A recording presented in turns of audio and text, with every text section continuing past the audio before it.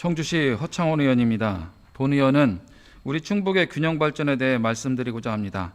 전국 규모 4%의 경제 규모를 목표로 이시종 지사님이 이끄는 우리 충북은 지난 10여 년 동안 괄목할 만한 성장을 거듭해왔습니다.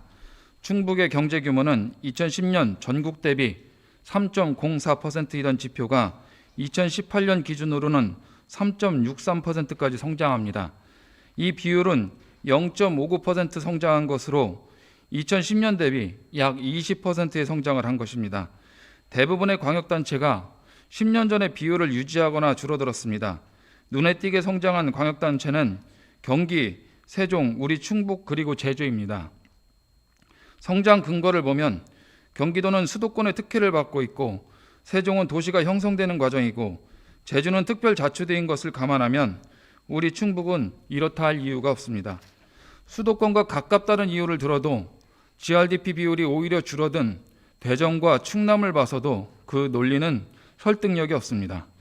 그만큼 지사님의 리더십의 결과라고 인정하지 않을 수 없습니다. 얼마 전 2019년도 GRDP 잠정치가 발표됐는데요. 확정분이 아닌 잠정치이긴 하지만 3.62%로 처음으로 성장을 멈춘 해가 시작되었습니다. 저는 이 성장을 지속하기 위한 방법으로 충북의 균형 발전과 산업구조 개편이 되어야 한다고 생각합니다. 오늘은 우선 충북의 균형 발전에 대해 이야기하겠습니다. 우선 수도권의 예를 보겠습니다. 우리는 수도권을 향해 끊임없이 주장하는 것이 있습니다. 수도권에 집중되어 있는 인구와 경제를 분산해서 지역 균형 발전을 실현하라는 주문입니다. 그동안 수도권 분산 정책의 일환으로 세종시, 혁신도시 등 많은 정책을 내놓았습니다. 그러나 수도권의 인구는 계속해서 늘고 있고 GRDP는 매년 성장하고 있습니다.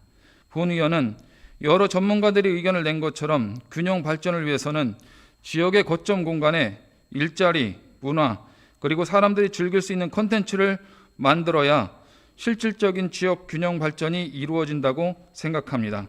그러면 우리 충북의 상황은 어떨까요? 우리 충북 청주와 수도권의 현 상황은 우선 면적면에서 수도권은 전국 대비 면적 11.8%, 충북에서 청주가 차지하는 면적 비중은 12.7%입니다. 인구는 2019년 말 기준 수도권은 50%, 청주는 52.5%입니다. 그럼 경제 규모는 어떨까요? 황적지가 발표된 2018년도 기준으로 수도권은 51.9%, 충북에서 청주가 차지하는 비중은 51.6%입니다. 두 곳의 비율은 매우 유사한 수치가 나옵니다. 이제 수도권이 아닌 우리들의 이야기를 할 때입니다. 우리도가 이런 수치를 초래한 원인이 어디에서 왔을까요? 경제 규모를 목표로 앞만 보고 온 결과입니다. 문제는 이런 편중된 결과로는 경제 규모 4% 달성은 현실적으로 어렵다는 것입니다. 지역 간의 균형 발전이 충북을 더 성장시킬 것입니다. 그동안 우리도의 균형 발전은 어떻게 진행되었습니까? 북부 출장소, 남부 출장소에 이어 충청북도 자치원선, 농업기술원 분원에 이르기까지 많은 정책을 내놓았지만 실질적인 균형 발전에 도움이 되는 정책과는 거리가 있습니다. 우리는 형식적인 면에만 너무 많은 신경을 썼습니다. 이제 우리도가 실질적인 균형 발전을 꾀하기 위해서는 북부권의 장점을 살릴 정책을 마련해 줘야 합니다. 그리고 농업의 강점을 가지고 있는 남부권에는 농업기술원 분원이 아닌 본원이 이전을 해야 합니다. 더 나아가서 앞으로 우리 충청북도의 성장 정책의 일환으로 도청 이전에 대한 준비를 제안합니다. 도청 이전으로 제2의 수보도시를 키워야 합니다. 우리 지역에는 혁신도시를 비롯해서 기업도시로 지칭되는 도시들이 있습니다. 제2의 수보도시를 지정해 그 도시가 가지고 있는 경쟁력을 키워줘야 합니다. 그리고 융복합적인 거점 공간을 만들어 그곳에 일자리, 문화, 사람 중심의 콘텐츠를 만들어 주어야 합니다. 그래야 제2의 청주시가 나올 수 있습니다. 그리고 청주시는 85만 도시에 걸맞는 행정자율권이 부여된 특례시로 만들어야 합니다. 결국은 중부권의 힘은 대전과 세종 그리고 청주에 집중될 수밖에 없습니다.